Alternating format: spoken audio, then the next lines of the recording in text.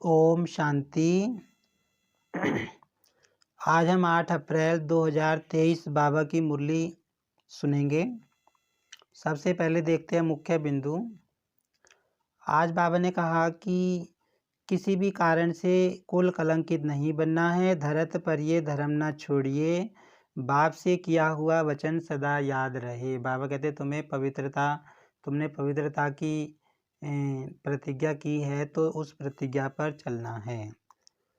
आगे बाबा ने आज मुरली में बताया है कि जितना तुम बाबा को याद करेंगे तुम्हारे पाप कटते जाएंगे, आत्मा पवित्र बनती जाएगी। बाबा ने कहा है आज मुरली में कि तुम्हें अपनी ऐसी अवस्था जमानी है बाप को याद करते करते कि लास्ट घड़ी में सिर्फ बाबा ही तुम्हें याद आए, कोई भी देहधारी याद ना आए।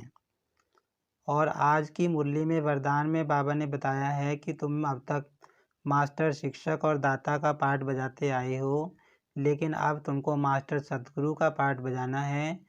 तुम्हें मास्टर सतगुरु बनकर अनेक भटकती हुई आत्माओं को गति सदगति का वर्षा बाप से दिलाना है।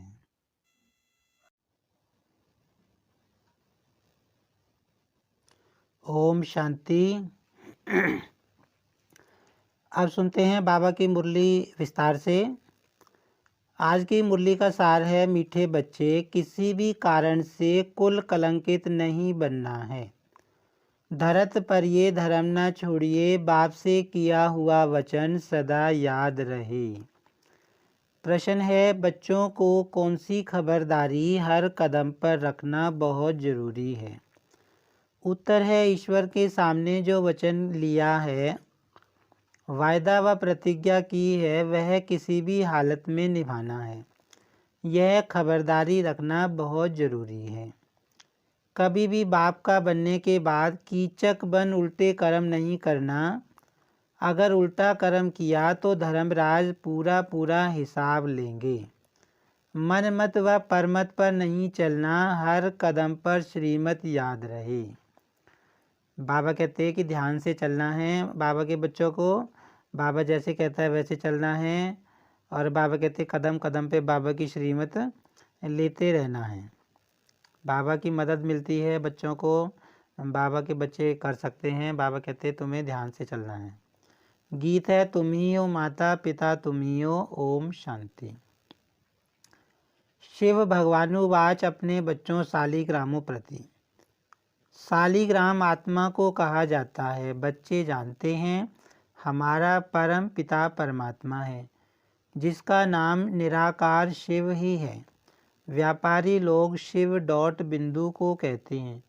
बाबा ने समझाया है आत्मा भी बिंदु है, जो भ्रकुटी के बीच में रहती है, चमकता है अजब सितारा। यह आत्मा की ही बात है। अब बाबा कह रहे हैं कि बच्चों को अभी ज्ञान मिला है, बच्चों को अभी स्मृति आई है। कौन सी स्मृति आई है? कि हम आत्मा हैं, हमारा बाप क्या है? वो भी निराकार परमात्मा शिव है। फिर बाबा बता रहे हैं कि जो आत्मा का रूप होता है वो बिंदी होता है ना। व्यापारी लोग भी शिव लिखते हैं। शिव का मतलब वो क्या लेते हैं? एक बिंदी लेते हैं, डॉट लेते हैं। तो बाबा कहते हैं वास्तव में आत्मा भी एक डॉट ही होती है, एक बिंदु के रूप में ही होती है, जो भ्रकुटी के बीच में रहती है। यह तो पहले निश्चय करना है, बरोबर हमारा निराकार बाबा शिव हमको पढ़ाते हैं। हमारा बाप शिव है, अहम आत्मा है, रुद्र कहें तो भी निराकार है। अब बाबा कहते पहला निश्चय तुमको क्या करना है? बाबा हर मुरली में हमको एक पाठ पक्का कराते हैं। कौन सा? कि मैं एक आत्मा हूँ, ज्योति स्वरूप हूँ, निराकार हूँ, चैतन्य शक्ति हूँ, अजर अमर अविनाशी आत्मा हूँ। तो बाबा सबसे पहला पाठ तो यही कराते हैं ना कि आत्म अभिमानी बनो, अपने को आत्मा निश्चय करो और फिर बाप को याद करो। तो बाबा कहते तुमको अभी निश्चय होना चाहिए कि हम आत्मा हैं और हमको बरोबर शिव बाबा जो हमारा बाप है पढ़ा रहे हैं। सिर्फ नाम अलग है, चीज एक ही है, वह है परम पिता परम आत्मा, परे ते परे रहने वाला, मनुष्य सृष्टि का बीज रूप, सर्व आत्माओं का बाप। अब शिव बाबा कौन है? परमात्मा की महिमा क्या है? वे ऊंचे ते ऊंच है, ऊंच रहने वाला है है ना, परम पिता है, सबका बाप है, और जो ये मनुष्य सृष्टि है उसका बीज रूप है, परमात्मा बीज है, और सर्व आत्माओं का वो पिता है। तो बाबा कहते यह निराकार आत्मा बोलती है साकार शरीर से। तुम बच्चे सम्मुख बैठे हो तो नशा चढ़ता है कि बरोबर शिव बाबा हमको पढ़ाते हैं। बाबा का अपना शरीर नहीं है, बाकी हर एक आत्मा के शरीर का नाम अपना अपना है। परमात्मा का एक ही नाम है। तो बाप समझाते हैं मैं निराकार शिव हूँ। तो बाबा कहते हैं अभी तुमको पता चला है ना कि हमारा बाप शिव है, और तुमको ये भी याद रहता है कि हम शिव बाबा का ज्ञान सुन रहे हैं, वो हमारा बाप है, और हम उनके सामने बैठे हैं। तो बाबा कहते तुम्हारे मन में खुशी होती है, तुम्हें नशा चढ़ता है कि हम बरोबर भगवान को के सामने बैठे हैं। पहले हम भगवान को नहीं जानते थे, भक्ति तो पहले भी हम करते थे, भगवान को याद भी करते थे, लेकिन उसको जानते नहीं थे ना, तो उतनी खुशी नहीं रहती थी। बाबा कहता है अभी तुमको फीलिंग आती है कि हाँ वो हमारा बाप है, वो हमें बेहद की प्रॉपर्टी दे रहा है, हम उसके सामने बैठे हैं। तो बाबा कहते हैं अभी तुमको नशा चढ़ता है। बाबा का ज्ञान सुनते हैं, मुरली सुनते हैं, तो कितनी खुशी होती है, क्योंकि कहीं ना कहीं हमें याद रहता है कि हम वो हमारा बाबा है, हमें ज्ञान सुना रहा है। तो बाबा कहते हैं, फिर बाबा ने बताया कि आत्मा का जो नाम होता है, जैसे हमारा है, हमारा नाम हर जन्म में अलग अलग होता है, हमें अलग माता पिता मिलते हैं। हमारे शरीर का नाम 84 जन्म अगर हम लेते हैं तो हमारे 84 नाम पड़ते हैं, है ना। लेकिन बाबा का जो नाम होता है वो शरीर पे नहीं पड़ता। बाबा कहते हैं वो तो आत्मा का नाम है, और शिव बाबा का नाम हमेशा शिव रहता है। मैं तुम बच्चों के मुआफिक मनुष्य सृष्टि पर पुनर्जन्म लेने लिए शरीर नहीं धारण करता हूँ। तुम सब साकारी हो, मैं साकारी सिर्फ अभी ही बनता हूँ, अभी ही सिर्फ प्रवेश कर पढ़ाता हूँ। इनकी आत्मा और तुम्हारी आत्मा सुनती है। अब बाबा कहते हैं कि तुम तो जन्म मरण में आते हो, लेकिन मैं थोड़ी ना जन्म मरण में आता हूँ। बाबा कहते हैं मैं साकारी बनता हूँ, लेकिन एक जन्म के लिए, मतलब कलयुगी सृष्टि का जब एंड आता है तभी बाबा साकार माध्यम का आधार लेके साकारी बनते हैं। तो बाबा कहते यह अच्छी रीति धारण हो तब बाप के साथ लव हो। बाबा कहते ये सारी बातें तुम्हें अच्छी तरह कन्फर्म हो, तुमको निश्चय हो कि हम बरोबर आत्मा हैं।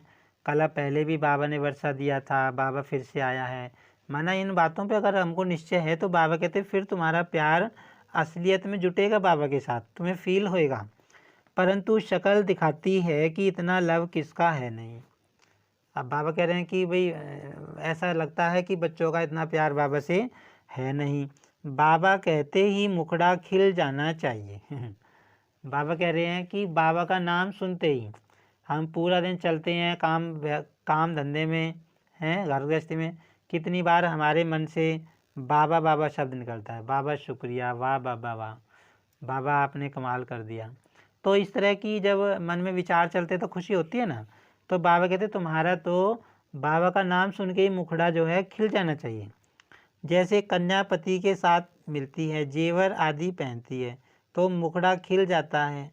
तुम बच्चों को ज्ञान श्रृंगार कराया जाता है तो खुशी का पारा चढ़ जाना चाहिए। अब बाबा कहते हैं मैं तुमको कितना ऊंचा ज्ञान दे रहा हूँ, बड़े से बड़ा खजाना बाबा हमको ज्ञान दे रहा है, जिसके आधार पर हम आत्मा पावन बन रहे हैं और हमें खुशियों का संसार मिल रहा है।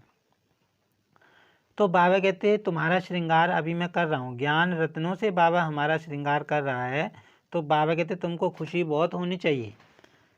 बाबा तुम्हें कोई साकार रूप में नहीं फंसाते हैं, और सब तो देह अभिमानी अपने साकार तन में ही फंसाते रहते हैं। यह तो बाप कहते हैं मुझ निराकार बाप को याद करो। हे लाडले बच्चे, हे आत्माएं, मैं परम आत्मा इस ब्रह्मा तन से तुम बच्चों को पढ़ाता हूँ, नहीं तो कैसे पढ़ाऊँ। अब बाबा कह रहे हैं कि दुनिया में जितनी भी आत्माएं हैं सबके शरीर हैं, तो वो किसी को कुछ सुनाएंगे तो वो अपने शरीर, मतलब दूसरे की जो लगन लगती है ना, दूसरे की बुद्धि जुड़ती है तो शरीर के साथ जुड़ती है। मतलब जैसे मान लो कोई गुरु ज्ञान सुना रहे हैं तो उसके जो मानने वाले हैं वो उनकी बुद्धि उसके शरीर से जुड़ जाती है, उसके रंग रूप से जुड़ जाती है, उसके आत्मा से थोड़ी ना जुड़ती है, क्योंकि उनको तो पता ही नहीं अभी ये भी एक आत्मा है, हम भी आत्मा है। आत्मा का ज्ञान तो बाबा हमें ही देता है। तो बाबा कहते हैं लेकिन यहाँ पे अलग है, यहाँ पे हमारी बुद्धि आत्मा के साथ जुड़ती है, परम आत्मा के साथ जुड़ती है, शिव बाबा के साथ जुड़ती है। बाबा कई बार ये भी कहता है कि तुम्हें इस ब्रह्मा के शरीर को भी याद नहीं करना, क्योंकि ज्ञान तुम्हें मैं दे रहा हूँ। तो बाबा कहते हैं यहाँ मैं तुम्हारी बुद्धि निराकार परमात्मा के साथ मतलब अपने के साथ जुटाता हूँ, बाबा कहते हैं। तो बाबा कहते हैं भाई अब बिना साकार शरीर लिए मैं ज्ञान भी नहीं सुना सकता, तुमको कैसे पढ़ाऊँगा। तो यह ड्रामा में नूंद है, शरीर बिगर तो मैं आ नहीं सकता हूँ। जैसे ब्राह्मणों को खिलाते हैं तो आत्मा को बुलाते हैं, ब्राह्मण को कुछ होता थोड़ी है, आत्मा बोलती है, समाचार सुनाती है। वह भी होता है ड्रामा अनुसार, ड्रामा में नूंद है सो सुनाया, उसको पितृ कहा जाता है। सोल को पितृ कहा जाता है, जो एक शरीर छोड़ जाए दूसरा लेती है। अब तुम बच्चे जानते हो बाबा है ज्ञान सागर, पानी के सागर की कोई बात नहीं है। अब शिव बाबा क्या है? शिव बाबा ज्ञान का सागर है। इतना ज्ञान बाबा हमको सुना रहे हैं, कितना ज्ञान बाबा हमको सुना रहा है, 80-85 साल से चला ही आ रहा है। कोई सत्संग ऐसा नहीं होगा दुनिया में जो रोज़ होता हो, 6 महीने में होते होंगे, हफ्ते में होते होंगे, लेकिन बाबा की मुरली रोज़ आती है। कितना ज्ञान बाबा ने सुना दिया है। सागर है तभी तो, सागर परमात्मा की महिमा ज्ञान सागर से की गई है। भाई सागर का मतलब क्या है? जिसके अंदर ख़त्म ना हो, इतना ज्ञान बाबा के अंदर है। बाबा कहता है कि मैं तुम्हें ज्ञान सुनाता हूँ, मैं कोई पढ़ के तो ना सुनाता हूँ। बाबा आ जाते थे ब्रह्मा के तन में, दादी के तन में आते थे, 8-8 10-10 घंटे लगातार कंटिन्यूसली बोलते रहते थे बिना पढ़े। तो बाबा कहते हैं कि बाबा ज्ञान का सागर है, तभी तो इतना सुनाता है। बाबा के अंदर बाबा के अंदर इतना ज्ञान है। तो बाबा कहते हैं यहाँ पानी के सागर की बात नहीं है, बाबा ज्ञान का सागर है, पानी का सागर अलग है। मनुष्य तो देह अभिमान में आते आते कितने काले बन गए हैं, अब फिर तुम देही अभिमानी बन गोरे बनते हो।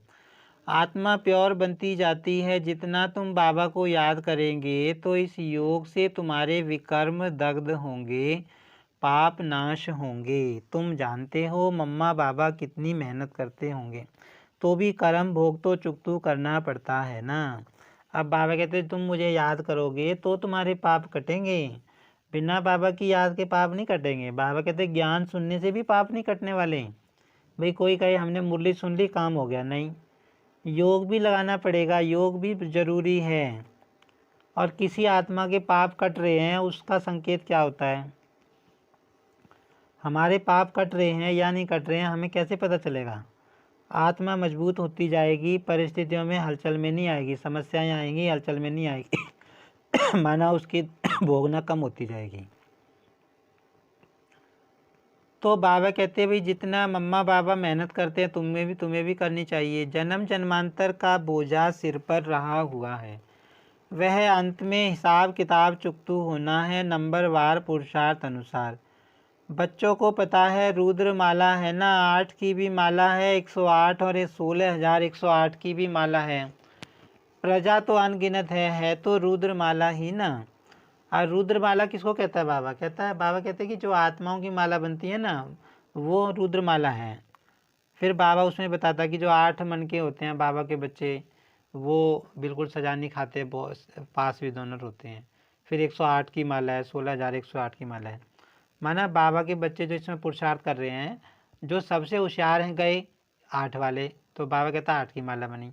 फिर उससे कम होशियार 108, फिर उससे कम 16,108।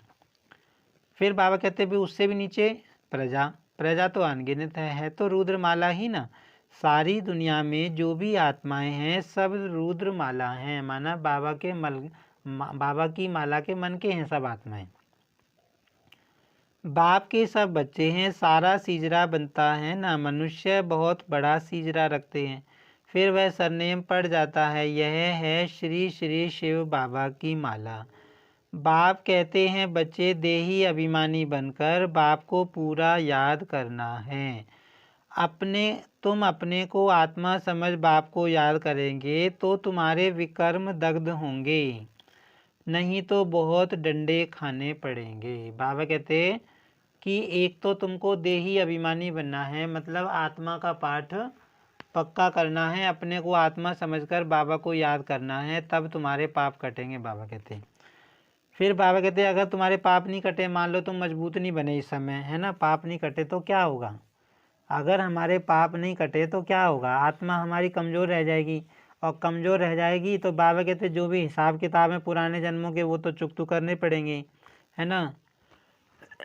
तो बाबा कहते जैसे आगे आने वाले टाइम में समस्याएं आएंगी, परिस्थितियां आएंगी, तो उनका सामना हम नहीं कर पाएंगे, हलचल में आ जाएंगे, आत्मा कमज़ोर होगी। तो जो ये परेशानियां आती हैं, रोज़ नई नई बातें आती हैं, समस्याएं आती हैं, है ना, उनके कारण जो हमको कष्ट होता है, कमज़ोर आत्मा होती है तो दुखी होती है ना, परेशान होती है, हलचल में आ जाती है, तो वही तो सजाएं हैं, वैसी सजाएं और कोई नहीं मिलने वाली आत्मा को। बाबा कहते हैं ना धर्मराज की सज़ा मिलेगी, वो धर्मराज की सज़ा कौन सी है? वो वैसी कोई सज़ा नहीं है जैसे शास्त्रों में दिखाई है। सज़ा कौन सी है? मान लो मुझे हारी बीमारी होगी और 3-4 दिन में परेशान रहा, तंग रहा, मेरे मन के संकल्प भी हलचल में आ गए, मेरी स्थिति भी हलचल में आ गई, वही तो सज़ा है। मेरे बिजनेस में लॉस हो गया, मेरे धंधे पानी में नुकसान हो गया, यही सज़ा है। बाबा कहते और कौन सी सज़ा होने वाली, यही सज़ा है।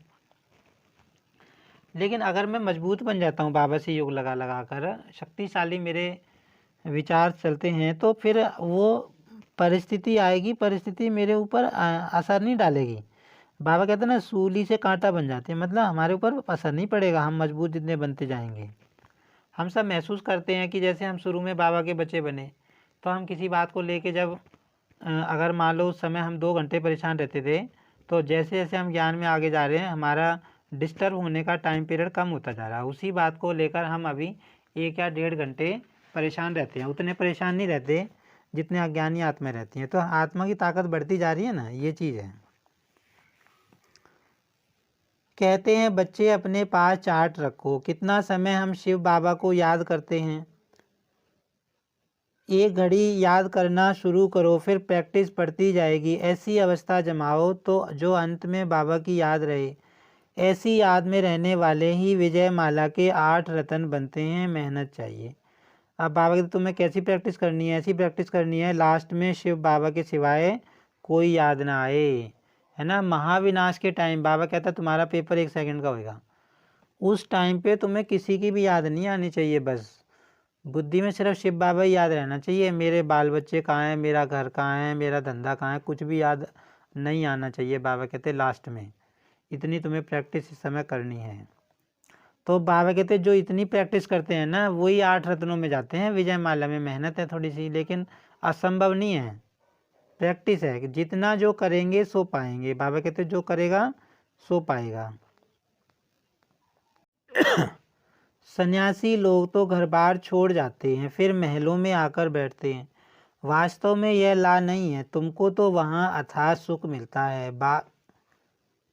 बाप गले लगाकर पुचकार कर कहते हैं मीठे बच्चे तुम चाहते हो हम साहूकार ते साहूकार बने, तो ऐसा पुरुषार्थ करो भविष्य के लिए। बाबा कहते हैं अगर तुम अमीर बनना चाहते हो, सत्युग में साहूकार बनना चाहते हो, ऊंचा पद लेना चाहते हो, तो ऐसी मेहनत करो। बाकी यहाँ की साहूकारी तो मिट्टी में मिल जानी है। किसकी दबी रही धूल में एक्सीडेंट होते आग लगती रहती है। एरोप्लेन गिरते हैं तो चोर लोग झट लूट मार कर सामान चोरी कर भाग जाते हैं। सो अभी तो यह बॉम्ब शादी बने हैं। बाबा कहते कि अभी जो तुम कमाई कर रहे हो वो तुम्हारी 21 जन्म काम आएगी, और सतयुग में बाबा कहते तुम बहुत माला माल बन जाओगे। लेकिन इस समय तो बाबा कहते जिसके पास धन है वो सब मिट्टी में मिल जाने वाला है। बाबा कहते मतलब विनाश होएगा, सब मिट्टी में मिल जाएगा, कुछ भी चलने वाला नहीं है जन्म इस दुनिया का। तो बाबा कहते हैं कि भाई मतलब कितना इस दुनिया में कलह कलेश है, और जो है आत्मा विकारी हो गई है, हैं कहाँ तो एक्सीडेंट हो रहा है, एरोप्लेन गिरा है, आत्माएं।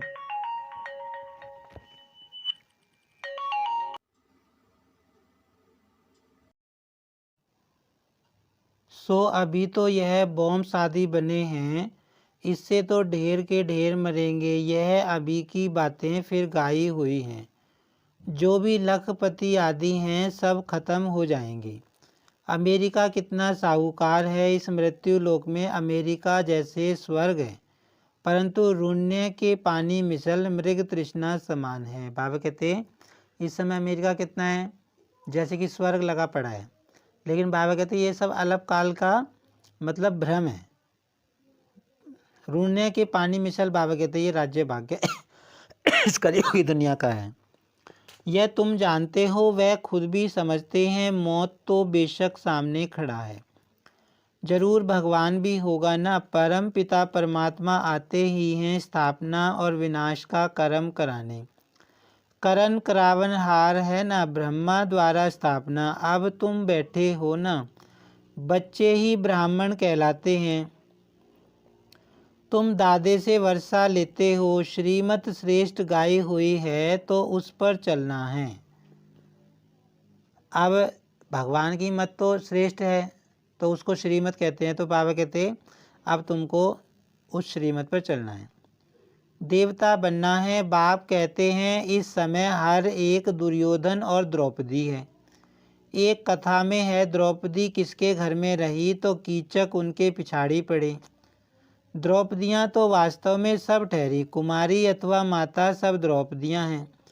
कन्याएं सर्विस पर जाती हैं तो कीचक पिछाड़ी में पड़ते हैं। फिर लिखा है भीम ने कीचक को मारा। कीचक माना एकदम गंदे जो पिछाड़ी पड़ते हैं, तो द्रौपदियों को बाप आकर नंगन होने से बचाते हैं।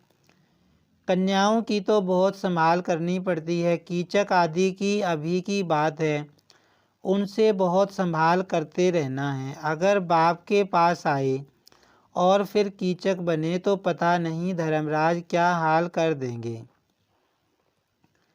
वह इन बच्चों को साक्षात्कार कराया हुआ है, बहुत सजाएं खाते हैं।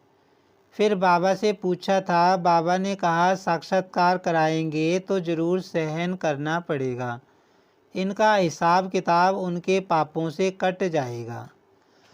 बाबा रखता तो किसका भी नहीं है, तो बाप समझाते हैं कीचक अथवा दुर्योधन नहीं बनो। कंस जरासंधि शिशुपाल आदि कितने नाम पड़े हुए हैं।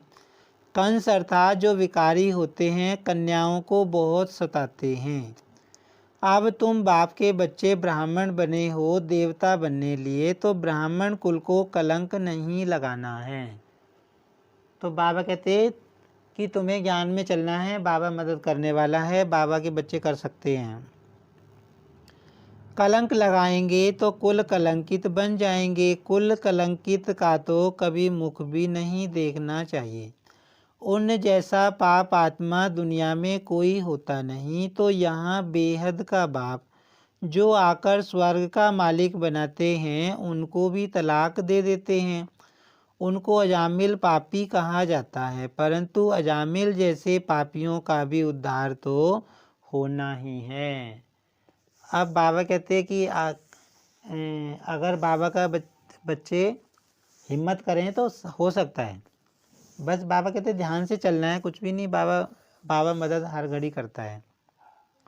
बस बाबा इसलिए कहता है, इसलिए समझाता है कि पुरानी दुनिया के चाहे वो बेकार हों, चाहे दुनिया की कोई भी चीज़ हो, उनमें सुख नहीं है। सच्चा सुख बाबा की याद में है। तो बाबा कहते हैं कि उन चीज़ों से दूर रहो तुम। बस बाबा को याद करते रहो, उसको आत्मा को खुशी बहुत मिलती है। सजाएं खाकर बहुत पीड़ित होते हैं, आत्माओं को बड़ा दुख होता है। परम पिता परमात्मा बेहद के बाप को फारकती दे देते हैं। इन जैसा पाप आत्मा इस दुनिया में कोई होता नहीं। तो बाबा समझा रहे हैं कि बाबा का हाथ नहीं छोड़ना कभी भी। कल परसों भी मुरली में था, बाबा ने कहा था कि बाबा का हाथ अगर छोड़ दिया तो फिर कहाँ ठिकाना है। बाबा का घर ही तो ठिकाना है, यहीं तो सब आत्माओं को आना है लास्ट में। तो बाबा कहते हैं अगर हम ये ठिकाना भी छोड़ देंगे तो कलयुग की दुनिया में कहाँ ठिकाना है हमारे लिए, कुछ भी नहीं है। वो तो दुख और दर्द से भरी हुई दुनिया है, कलह कलेश वाली दुनिया, सब आत्माएं परेशान हैं, दुखी हैं। तो बाबा कहते हैं बाबा का हाथ नहीं छोड़ना। बाबा का हाथ पकड़ा है तो बाबा का हाथ पकड़ के चलते रहना है, मंजिल पार पहुँच जाएंगे। बाबा कहते हैं दुनिया तो बहुत गंदी है, बड़ी खबरदारी रखनी है। पहले पहले जब भट्टी में रहे तो कितनी माता पिता को संभाल करनी पड़ी, माया बड़ी ज़बरदस्त है। इसलिए बाबा कहते हैं बच्चे इतनी ताकत है जो पवित्र रहे बाप से वर्षा लो। बुद्धि कहती है जब हम बच्चे बने हैं तो बच्चे बनकर बाप का नाम बदनाम थोड़े ही करेंगे। बाप कहते हैं मैं आकर तुम बच्चों को पावन बनाने की कितनी मेहनत करता हूँ। पतित दुनिया पतित शरीर में आता हूँ। अब बाबा कहते कि मैं देखो कितनी मेहनत करता हूँ तुमको पावन बनाने के लिए, तो तुम भी पावन बन जाओ। बस क्या है, विकारों को छोड़ना ही तो है। बाबा कहते मेहनत करोगे बाबा की मदद हाजिर है। फिर भी कलंक लगाया तो याद रखना बहुत कड़ी सजाएं खानी पड़ेंगी। यहाँ तो प्राप्ति बहुत है, स्वर्ग का मालिक बनते हो, लेकिन चलते चलते बाप का हाथ छोड़ा तो एकदम मिट्टी में मिल जाएंगे। सम्मुख रहने वालों को भी माया नाक से पकड़ लेती है, इसलिए बहुत खबरदार रहना है। अब बाबा कहते हैं ये ज्ञान जो है बहुत गहरा है ना। दुनिया वाली जो चीज़ें हैं, दुनिया वाली चीज़ें बहुत खींचती हैं, है ना। तो इधर तो है प्योरिटी, इधर है शुद्धता, और उधर है विकारपना। तो कलयुगी दुनिया भी अपनी तरफ खींचती है लेकिन हमको जाना नहीं उस दुनिया की तरफ, हमको जाना नहीं है उस दुनिया की तरफ। हमें इधर ही रहना है, बाबा की तरफ ही रहना है, बाबा का हाथ पकड़ के ही रहना है। वो बाबा कहता है तुम्हें बस अटेंशन रख के चलना है, ज़्यादा बड़ी बात है नहीं, मुश्किल बात नहीं है। बस बाबा में खोए रहेंगे, बाबा के ज्ञान योग में कांटेक्ट में रहेंगे, दुनिया याद ही नहीं आने की। बाबा कहते हैं कोई वही दिक्कत नहीं है। बाप का बनकर प्रतिज्ञा कर और फिर पवित्र न रहे तो भी बहुत कड़ी सजा खानी पड़ेगी। ईश्वर के साथ वचन कर पूरा निभाना है। ईश्वर साथ वचन अथवा प्रतिज्ञा करना, यह बात अभी ही होती है। शिव बाबा कहते हैं प्रतिज्ञा करो, हम पवित्र बन भारत को स्वर्ग बनाएंगे। अगर प्रतिज्ञा तोड़ी तो खलास, धरत पर ये धर्म ना छोड़िए, मर जाओ तो भी यह प्रतिज्ञा नहीं तोड़ना। जबान करके फिर बदल जाते हैं ना, अभी तुम जबान करते हो परम पिता परमात्मा के साथ। अगर जबान कर बदल गए तो धर्मराज द्वारा दंड बहुत खाना पड़ेगा। फल देने वाला तो बाप है ना, दान पुण्य का भी फल दिलाते हैं तो पाप की सजा भी दिलाते हैं। करण करावन हार है तो तुमको बड़ा खबरदार रहना है, माना अटेंशन रखना है। बाबा कहते हैं यहाँ तो सम्मुख बैठे हो, बाहर में तो हंस को बगलों के साथ रहना पड़ता है। बाप कहते हैं ग्रस्त व्यवहार में रहते, काके मामे चाचे को देखते, एक बाप को ही याद करना है। अब बाबा कहते हैं कि जो तुम्हारे लौकिक संबंधी हैं भाई, वो दिखाई तो देंगे, काके मामे चाचे दिखाई भी देंगे, उनके साथ भी हम रहेंगे, सारे कामकाज भी करेंगे, लेकिन उनको याद नहीं करना। बाबा बस एक ही बात कहता है, उनको याद नहीं करना। उनके साथ रहो कोई बात नहीं, सारे काम करो, धंधा दौड़ी संबंध संपर्क में आओ, लेकिन उनको याद नहीं करना है। ऐसे नहीं भी हम योग में बैठे हैं तो हमको देदारी याद आते जा रहे हैं, बच्चे याद आ रहे हैं, घर वाले याद आ रहे हैं, पड़ोसी याद आ रहे हैं। तो वो बात बाबा कहता है तुमको याद उनको नहीं करना, याद मुझे ही करना है। लेकिन बाबा ये नहीं कहता इसका मतलब कि तुम उन घर वालों को छोड़ के कोने में जाके बैठ जाओ, चलो योग लगा लो, नहीं। बाबा कहता रहना उनके साथ ही है। यह कोई वह कॉमन सत्संग नहीं है जहाँ ढेर आकर इकट्ठे हो। वह क्रिश्चियन लोग तो एक ही बार लेक्चर में कितने क्रिश्चियन बना लेते हैं। यहाँ ऐसे नहीं हो सकता, यहाँ तो जीते जी मरना पड़ता है, श्रीमत पर चलना पड़ता है, देह अभिमान छोड़ अपने को आत्मा समझना है। बाबा कहते हैं अपने को शरीर समझना छोड़ दो, आत्मा परमात्मा अलग रहे बहुकाल। अब जबकि वह सतगुरु मिला है दलाल के रूप में, कहते हैं मुझ बाप को याद करो तो तुम्हारा बेड़ा पार हो सकता है। अब हमारा बेड़ा पार कैसे होएगा? बाबा को याद करके बेड़ा पार होएगा। हाथ छोड़ा तो खत्म, महान पापात्मा बन जाते हैं। ऐसे महान पापात्मा भी देखने हो तो यहाँ देखो। बाप कहते हैं तुम बच्चे ऐसे पतित नहीं बनना, पुण्य आत्मा बनना। पापों से बचेंगे तब जब योग में रहेंगे। और पापों से कब बचेंगे? हमसे कोई गलत काम नहीं हो, उसके लिए क्या चाहिए? हमें योग में रहना पड़ेगा। बाबा की याद में रहेंगे तो गलत काम नहीं होंगे। बॉक्सिंग में खबरदारी चाहिए, नहीं तो माया कभी पीठ पर गुस्सा मार देगी। माया पर जीत पाना मासी का घर नहीं है। बाबा कहते इतना आसान भी नहीं है, लेकिन मुश्किल और असंभव भी नहीं है।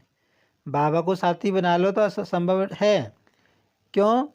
बाबा कहता कलप कलप की तुम विजयी आत्मा हो। पिछले चक्कर में भी तुमने किया था, अब भी तुम कर सकते हो। तुम बच्चों को बहुत संभाल रखनी है। दूसरी मत पर चला यह मरा। बाबा कहते और किसी की मत पे नहीं चलना। बाबा को लिखते हैं, बाबा माया को कहो हम पर क्षमा करें। बाबा कहते नहीं, अभी तो माया को हम ऑर्डर करते हैं कि खूब तूफान मचाओ, दुख के विकर्मों के एकदम पहाड़ गिराओ, अच्छी तरह नाक से पकड़कर फटकाओ। अब बाबा क्या कह रहे हैं कि बच्चे कहते हैं बाबा माया ना आए, माया हमें बहुत तंग करती है। और बाबा क्या कहता है कि अभी तो मैं माया को कहूँगा, माया खूब उधम मचा, खूब परेशान करो, खूब हलचल में लाओ। बाबा एक बात कहता है कि जो माया आती है, तुम ये सोचो कि हम उसको पार करके, पेपर पार करके दूसरी क्लास में जाएंगे, डरो नहीं उससे। तो माया हमें हमारी अवस्था कहाँ तक पहुँची है ये बताने आती है कि तुम कितने मजबूत बने हो, इसलिए माया आती है। बाबा कहते हैं देखो स्वर्ग के लायक है, ऐसे थोड़े ही कहेंगे कृपा करो आशीर्वाद करो। स्कूल में टीचर किस पर भी कृपा करते हैं क्या? उन्हें तो पढ़ना है, यह नॉलेज है, अंधश्रद्धा की कोई बात नहीं। यह कोई कॉमन सत्संग नहीं है, यह है ईश्वरीय सत्संग। अच्छा मात पिता बाप दादा का मीठे मीठे सिक्की लदे बच्चों प्रति नंबरवार पुरुषार्थ अनुसार याद प्यार और गुड मॉर्निंग। रूहानी बाप की रूहानी बच्चों को नमस्ते। हम रूहानी बच्चों की रूहानी बाप दादा को याद प्यार और नमस्ते। धारणा के लिए सार है, बाप से जो प्रतिज्ञा की है उस पर कायम रहना है, कभी भी जबान दे बदलना नहीं है, बहुत बहुत खबरदार रहना है। बाबा कहते हैं ज्ञान में बहुत खबरदार रह के चलना है, अटेंशन रखना बस थोड़ा सा। अपना और दूसरों का ज्ञान श्रृंगार करना है, कभी भी देह अभिमानी बन साकार शरीर में न फंसना है, न किसी को फंसाना है। अब बाबा क्या कहता है कि ना तो किसी के शरीर में तुम्हें फंसना है और ना अपने शरीर में किसी को फंसाना है। मतलब कहने का मतलब क्या है कि ऐसे नहीं भाई, कोई देहधारी लाख, बाबा कहता है कोई देहधारी लाख गुना अच्छा हो, लाख उसमें क्वालिटी हो, लाख गुना वो अच्छा हो, हमें क्या लेना देना, हमें नहीं कुछ लेना देना उससे। बाबा कहते हैं ये सोचो हमारी प्रीत शिव बाबा से है, हमें कोई देहधारी बाबा से ज़्यादा प्यारा हो नहीं सकता। हमें किसी के शरीर में नहीं फंसना, किसी के शरीर के रंग रूप में नहीं फंसना, किसी की विशेषताओं में नहीं फंसना, हमारा किसी से कोई लेना देना नहीं। बाबा कहते ऐसे सोचना होता है, बोलना नहीं होता किसी से। तो बाबा कहते तुम्हें ना तो किसी के शरीर में फंसना है और ना अपने शरीर में किसी को फंसाना है। भाई ऐसे नहीं कि कोई मुझे ही याद करता रहे, किसी के साथ हम इतने घुल मिल जाएं जो हमें ही कोई याद करता रहे, हमें भी कोई याद ना करें, ना हम किसी को याद करें ना हमें कोई याद करे। ये बात बाबा कहता है। वरदान है, हर आत्मा को सेकंड में मुक्ति जीवन मुक्ति का अधिकार दिलाने वाले मास्टर सतगुरु भव।